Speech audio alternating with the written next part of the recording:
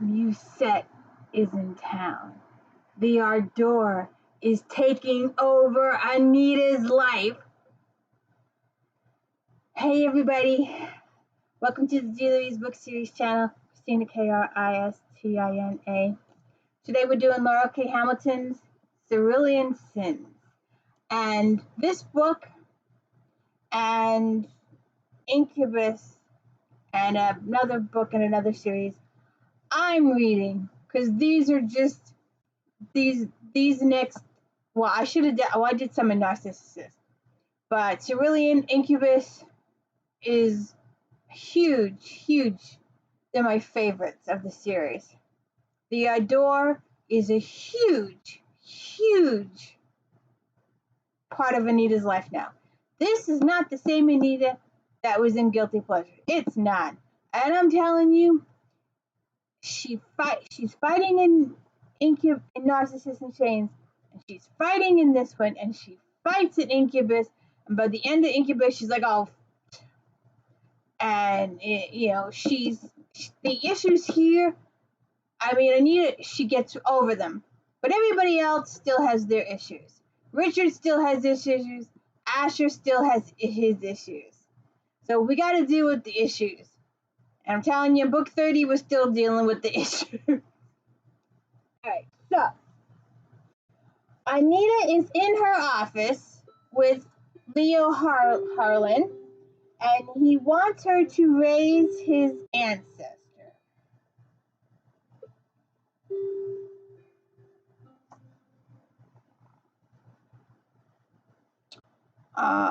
Where did I see? Oh. What do you really want, Mr. Harlan? If that's your real name. He smiled at that. As I've said, I really do want my ancestor raised from the dead. I didn't lie about that. He seemed to think for a second. Strange, but I haven't lied about anything. He looked puzzled. It's been a long time since that was true. My condolences, I said. He frowned at me. What? It must be difficult never being able to tell the truth. I know I'd find it exhausting. He smiled, and again it was the slight flexing of lips that seemed to be his genuine smile. I haven't thought about it in a long time, he said. He shrugged. I guess you get used to it. Why? It was my turn to shrug. Maybe. What ancestor do you want raised and why? Why what? Why do you want to raise this particular ancestor? Does it matter? Yeah, it matters. Because I don't believe the dead should be disturbed without a good reason. The small smile flexed again. You've got animators in this town that raise zombies every night for entertainment. I nodded. Then by all means go to one of them. They'll do anything you want, pretty much, if the price is right. Can they raise a corpse that is almost 200 years old? I shook my head. Out of their league. I heard an animator could raise almost anything if they were willing to do a human sacrifice. His voice was quiet. I shook my head. Don't believe everything you hear, Mr. Harlan. Some animators could raise a few hundred years' worth of corpse with the help of a human sacrifices. Of course, that would be murder and thus illegal. Rumor has it you've done it.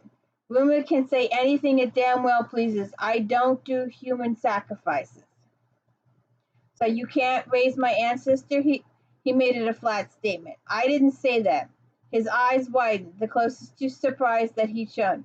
You can raise a nearly 200-year-old corpse without a human sacrifice? I nodded. Rumors said that too. I didn't believe it. So you believe that I did human sacrifice, but not that I could raise a few hundred years worth of dead people on my own? He shrugged. I'm used to people killing other people. I've never seen anyone raised from the dead. Lucky you. So this continues. And then Anita is in the cemetery. She's got a couple of cases she's got to do. So she does a couple of cases. And at the end of the second case, Asher arrives, all shooken up. And they pull their guns on him, and Anita's like, no, he's a friend, he's with me. And at the just this quote that I just get a kick out of. He What's wrong, Mr. Asher? Just Asher. And the voice glided across my skin so smoothing I had some immunity to his voice, but Nichols didn't. He blinked and frowns, puzzled. Fine, Asher. What the hell is the rush? Asher's fingers tightened mutely on my shoulders, and I felt him take a breath. I had a second to hope that he wasn't going to try to Obi-Wan Kenobi. These are not the droids you're looking for. Yeah, but I like it. Um, so then he says that he's there because Musette's there, and uh, that Anita's got to come quickly. So uh, he's trying to explain to Anita that Asher's trying to explain to Anita that Musette is let's say a queen or something, or hot. She has power. She has rank. Mandu, do you not understand what it means that Bella is the mother of our line? Apparently I don't. Explain it to me. We're going to the Circus of the Damned, right? It will take a while to get there. You'll have time. Oi. He stared out the window of the Jeep as if looking for inspiration in the electric lights, the strip malls, and the fast food restaurants. He finally turned to face me. How do I explain to you what you have never understood? You have never had a king or queen. You are American and young, and you do not understand the duty owed a liege lord. I shrugged. I guess I don't. Then how can you understand what it is we owe Belmont and how it would be treason to raise a hand against her? I shook my head. That's a great theory, Asher, but I've dealt with enough vampire politics to know one thing. If we let her push us around, she'll see it as a sign of weakness, and she'll push and push until she sees how weak or how strong we are. We are not at war with Belmore, he said. No, but if she thinks we are weak enough, that might be next. I've seen how you guys operate. The big vampire fish eat the little vampire fish. We can't afford Musette or Belle to think we are the little fish. Anita, you don't understand. We are the little fish. Okay. So, um, they go to the circus. And it takes an entire chapter to get out of the car and get to the and walk across the parking lot and get into the circus because a gust of wind slapped against my back, too much wind like the wind Asher had raised in the cemetery. I went for my gun as I dropped to one knee. Damon landed in front of me. The barrel of the gun was aimed low at his body. If he'd been a little shorter than 6 feet, it would have been his chest high. I let out a breath slowly and eased my finger off the trigger. Damn, Damien, you startled me. And that can be real unhealthy. I got to my feet. Sorry, he said, but Micah wanted you to have someone else with you. He spread his hands wide, showing himself both unarmed and harmless. He might have been unarmed, but harmless never that. It wasn't just that Damon was handsome. A lot of men, dead and alive, are handsome. And she goes through this whole thing of what he's wearing and stuff like that. I knew I could get here before you went inside. Yeah, flying does have its benefits. I shook my head and put up my gun. I had to rub my hand on my skirt to keep from touching him. The palm of my hand ached to caress his skin. He wasn't my lover or boyfriend, yet I craved his touch when he was near me in a way that felt disturbingly familiar. And you wait till incubus dreams. I took a deep breath that seemed to shake a little. I told Micah not to send anyone until I found out what was up. Damon shrugged, hands up. Micah said go, I go. And then Asher's got a light. Anita, wake up, smell the coffee. Touch him, Asher said. His quiet voice from right behind me made me jump, but at least he'd gotten out of the jeep. What? Touch him, ma chérie. Touch your servant. I felt heat climb up my face. Is it that obvious? So then they go through this whole thing. And you've mellowed, a voice behind us called. We all whirled to find Jason walking towards us over the pavement. He was grinning. Proud he startled us, I think. Damn quiet for a werewolf, I said. And then she goes through all what he's wearing. A little warm for a leather jacket, I said. He unzipped the jacket in one smooth motion and flashed his bare chest and stomach, still walking towards us, never missing a beat.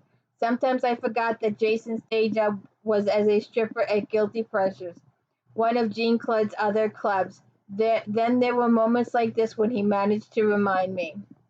I didn't have time to dress when Jean Claude sent me out to wait for you. Why the hurry? Musette has offered to share her pomme de sang with Jean Claude if he'll share me with her. Pomme de sang meant literally apple of blood. It was slang with the vampires for someone that was much more than simply a blood donor. Jean Claude had once described it as a beloved mistress, except instead of sex, you got blood. A kept woman, or in Jason's case, a kept man. I thought it was faux pas to ask to feed on someone else's pomme de sang. It can also be a great courtesy and honor, Asher said. You may trust Musette to turn custom into torment if she is able. So she's not offering up her pomme de sang to honor Jean Claude. She's doing it because she knows he won't want to share Jason. Oi, great, just great. What other little vampire customs are we going to come up and bite us on the butt tonight? Well, Musette's pomme de sangs are underage. Well, they're like a couple of thousand years old, but they were turned when they were children, so they're underage in the United States by appearances. So then we got to go through this whole walking into circus.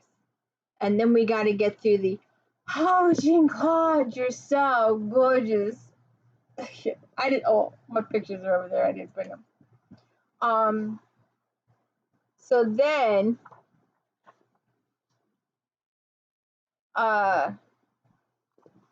Musette has to insult everybody. She brings a picture of Asher, John Claude, and Juliana. Juliana was Asher's servant, and he was also in love with her several hundred years ago, and she burned at the stake. Asher couldn't get to her in time. Jean Claude was on a trip, and Asher always blames Jean Claude for not getting there in time. And that will be hashed out in future books. So they have to fight over this. And then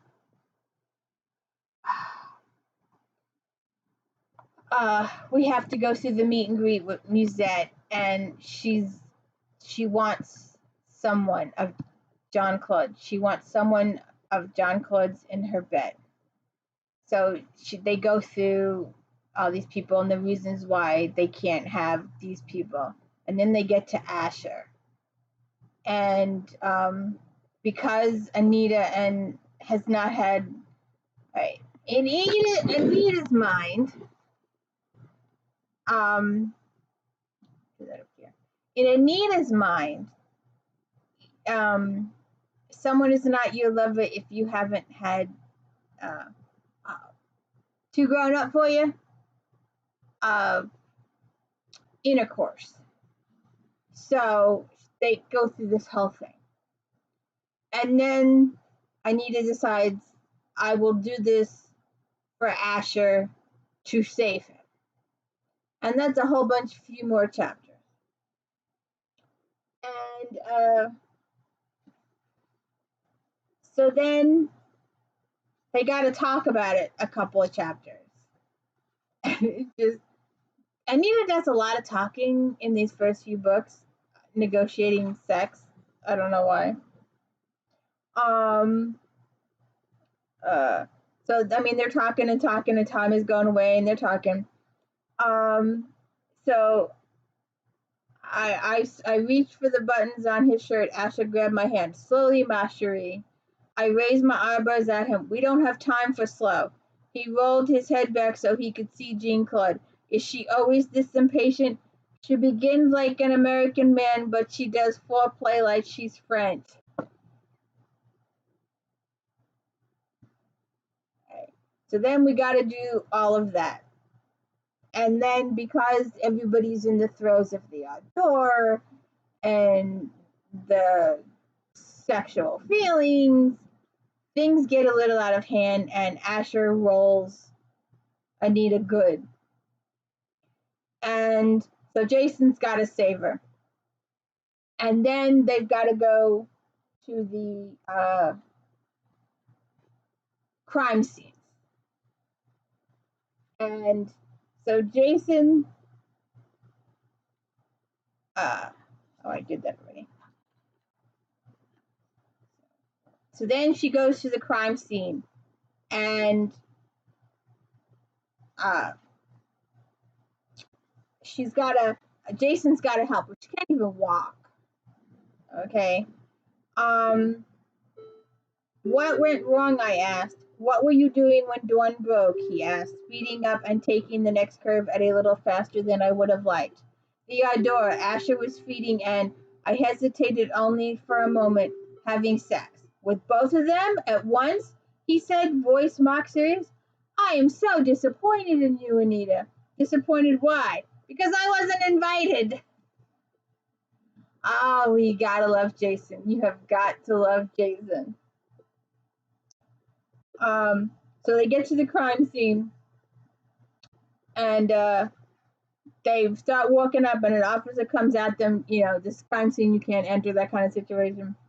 I read his name tag, Officer Jenkins. I'm Anita Blake. Lieutenant Storr is expecting me. Storr isn't here, he said, his arms crossed over his chest. Great. He didn't recognize my name. So much for being a celebrity.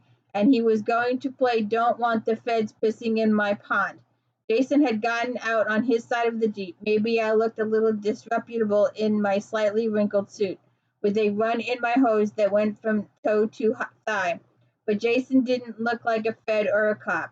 He was dressed in blue jeans that faded through enough washings to be comfortable, a blue t-shirt that almost matched his eyes, and still hidden behind the mirrored shades and white jogging shoes. It turned out to be one of those unusually warm fall days we sometimes get. Too warm for his leather jacket, so he hadn't bothered with anything else. The gauze and tape on his forearm were very noticeable. He leaned on the hood of the Jeep, smiling pleasantly and looking so not like a federal anything. Officer Jenkins' eyes flicked to Jason, then back to me. We didn't call the feds in. Standing there in my 3-inch heels on the slightly uneven road was making me feel lightheaded again. I didn't have the patience or the strength to debate. Officer Jenkins, I am a federal marshal. Do you know what that means? Nope, he said, making the word longer than it was. It means that I don't need your permission to enter this crime scene. I don't need anybody's permission, so it doesn't matter if the lieutenant is here or not. I told you who alerted me to this crime out of courtesy. But if you don't want to be courteous, officer, then we don't have to. And they go through a whole thing. And then they go to another crime scene, and the reporters are outside. I was feeling better if I could be worrying this much over my gun. Good to know. Feeling bad sucks, and nausea is one of the great evils of the universe. I think because I had Jason on my arm, it took the reporters longer to realize who I was, and that we weren't just part of the growing crowd of gawkers. We were actually working our way through the crowd almost to the yellow tape before one of the reporters spotted me. The tape recorder was shoved at me. Ms. Blake, why are you here? Was the murdered woman a vampire victim? Fuck. If I said no comment, they'd be printing possible vampire kill all over this one. I'm called in on a lot of preternatural related crimes, Mr. Miller, isn't it? Not just vampires. He was happy I remembered his name. Most people love to have you remember their names. So it wasn't a vampire kill? Shit. I haven't been up to the crime scene yet, Mr. Miller. I don't know any more than you do. The reporters closed like a fist around me. There was a big shoulder cam on us now. We'd make the noon news if nothing more exciting happened. The questions came from all directions. Is it a vampire kill? What kind of monster is it? Do you think there'll be more victims? One woman got so close that only a death grip on Jason's hand kept us from being separated. Anita, is this your new boyfriend? Have you dumped Jean Claude? You gotta love it. And so then we go through more crime scenes, do more cop work, but we run into Tammy Reynolds. Tammy Reynolds is Larry Kirkland's girlfriend or future wife. And you all know Larry Kirkland was one of the animators that Anita trained, right? The tile felt so good against my cheek, so cool. Someone was moving around. I thought about opening my eyes, but it seemed like too much effort. Someone put a cool cloth against my neck. It made me shiver, and I opened my eyes. My vision took a second to focus. Then I saw the knee beside my face was wearing hose and a skirt. I knew it wasn't one of the men unless they had hobbies I didn't know about. Anita, it's me, Tammy. How are you feeling? And they go through this whole thing, and apparently Tammy is with child and she was barfing outside. And so she thinks because Anita was outside and barfing and passing out, that she's with child too. And it creates a whole bunch of relationship angst. Just, ugh. We don't need any more people with issues. We've got enough issues with Asher and Richard. I'm telling you, those two can fill up the issues. So then Anita discovers that the reason why she's having all this trouble today is that Musette's been, not only has she had trouble because of Asher, but Musette's been draining Jean Claude and her and Richard. So they go through all this. Oh, and we get appearances by Sherry, Zane, Nathaniel, and Caleb. Caleb is a pain in the caboose. And so then Anita, where is that conversation? Let me see if I can find it. I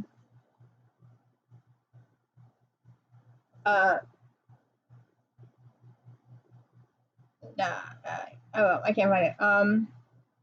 So she calls, when she figures out what's going on, she calls Bobby Lee and tells him to put crosses. And he's like, why? And she says, because Musette's been doing bad stuff to her. And he's like, well, I don't understand it, but at least you explained it to me.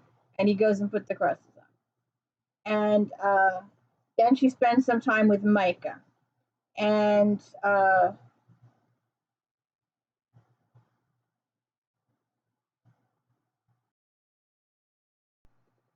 she's in the middle of well, she had the talk with Micah, and she's talking with Jason now. And oh, come on, Nina, I've slept with him longer than you have.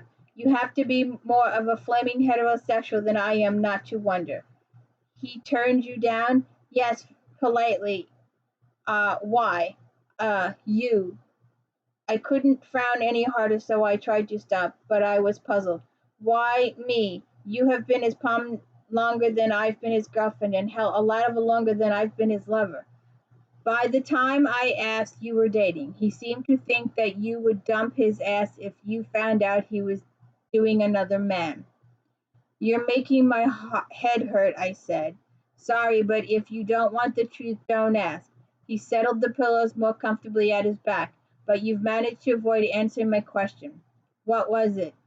He looked at me. Don't try to be coy, Anita. You're so bad at it. Fine, Asher. What to do about Asher? I made sort of promises to them that we'd find a way to make a menage a trois, or that would be a menage a quattro. Who's your fourth? Micah. Darn, he said. I frowned at him. I couldn't help myself. Sorry. If I go back on that promise, we'll lose Asher. What do you mean? I explained about Asher's plans to leave. So Asher and his issues will go on forever. And this conversation is a result of the Ardeur taking over and Anita taking over Jason. But we've got to get past Asher's issues. And apparently, we will never get past Asher's issues and Richard's issues.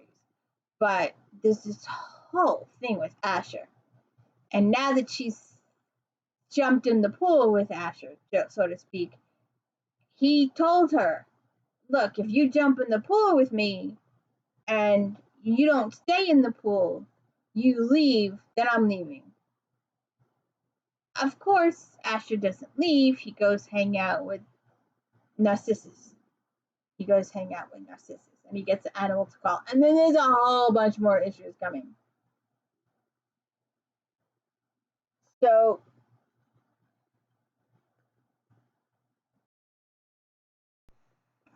okay. So then, after we do all the crime scenes and stuff,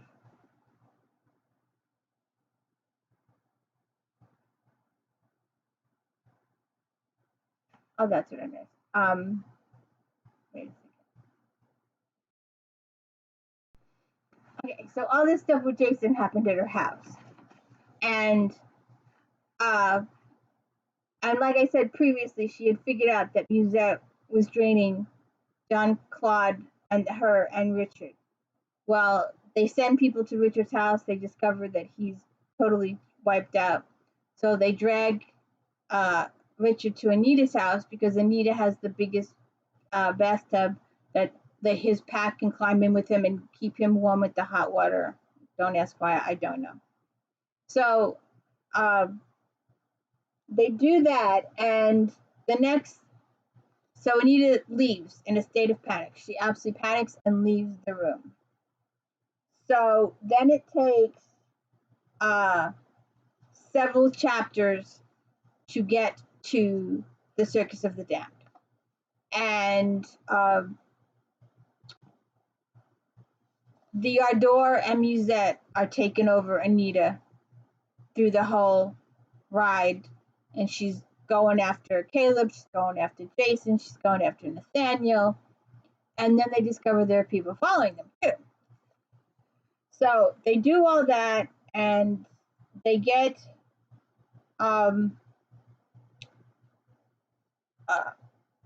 finally get to the circus, and they finally find the people that are following them, and they have the police come and arrest them, and they spend several hours at the police station with the guys that have been following them. And then where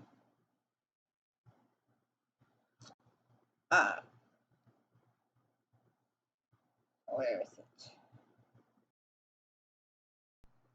So then they take care of the people from the parking lot, and she's on her way home when she gets a phone call from John Claude. They've arrested Jason for the serial killing. Like, what? Poor Jason. So she goes over to Ripper headquarters. No one stopped me at the door. No one stopped me at the stairs. In fact, people kept saying, "Hi, Anita, how you doing?" I wasn't an official member of the regional preternatural investigation team, but I worked with them all for so long that I was like the office furniture, something that was just there, accepted, even expected. It was Detective Jessica Arnett that finally said something to me that wasn't just hi. Where's that cutie you always have in tow? Turns out Jessica has a thing for Nathaniel, which will lead to complications in incubus and dreams. So then they go through all the stuff with about Nathaniel. Looking for Zabrowski. She told me where to find him. I went up on tiptoe outside the door so I could look in the little window. Television will make you think that all police interrogation rooms have huge one-way mirrors that take up almost an entire wall. Very few departments have either the budget or the space for that kind of thing. Television uses it because it's more dramatic and makes camera work easier. I wanted a peek into the room to make 100% sure I had the right place. Jason was at the table. Zabrowski was sitting across from him. What got me flat-footed was that Dolph was leaning against the far wall. Zabrowski had said he was on leave for a couple weeks. Had Zabrowski lied to me? That didn't feel right. But what was Dolph doing here? I gave one sharp knock on the door. I waited, steeling myself to be calm, or at least to look calm. Zabrowski opened the door a crack. His eyes looked surprised behind his glasses. This isn't a good time, he said. He tried to tell me with his eyes that Dolph was in the room. I know Dolph is here, Zabrowski. I thought he was supposed to be on leave for a few weeks. Zabrowski sighed, but his eyes were angry. Angry at me, I think, for not slinking off and making things worse. Making things worse was one of my specialties. Zabrowski should have known that by now. Lieutenant Storr is here because he is still head of the Regional Preternatural Investigation Team, and he brought this suspect to our attention. Suspect? Why is Jason a suspect? You don't want to do this in the hallway, Anita. No, I don't. I want to come in the room so we can all talk like civilized human beings. You're the one keeping me out in the hallway.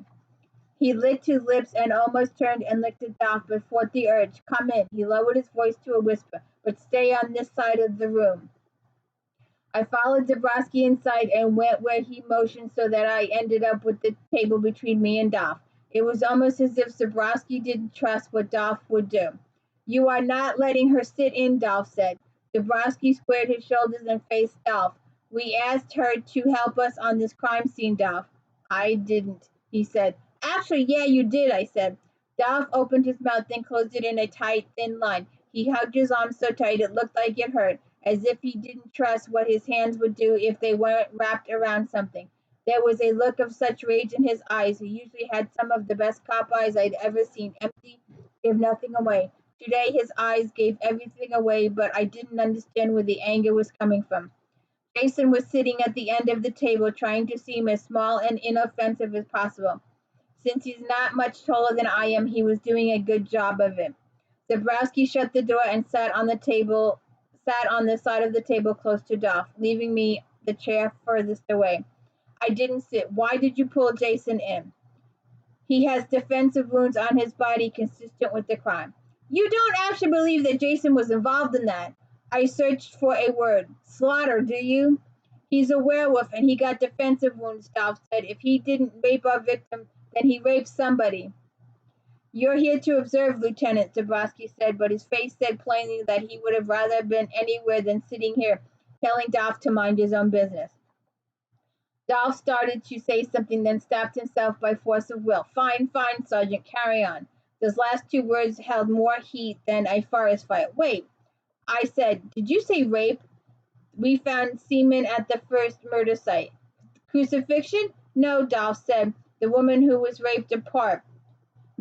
Semen doesn't mean rape at the scene like that, just that he enjoyed himself. It's sick, but it doesn't necessarily mean true sexual contact. I saw the body. There wasn't enough left of her to know whether he touched her like that or not. I had a thought, an awful thought. Please don't tell me you mean the head. Zabrowski shook his head. No, scattered over the scene. It was almost a relief. Almost. So why did Dolph say rape? There's a little more left of the second female victim, Zabrowski said. I looked at him. I don't remember being notified about a second attack. You didn't need to know, Dolph said. You're right. I called you in on the first, but I didn't make the same mistake twice. I ignored Dolph as best I could and looked at Zabrowski. He mouthed later.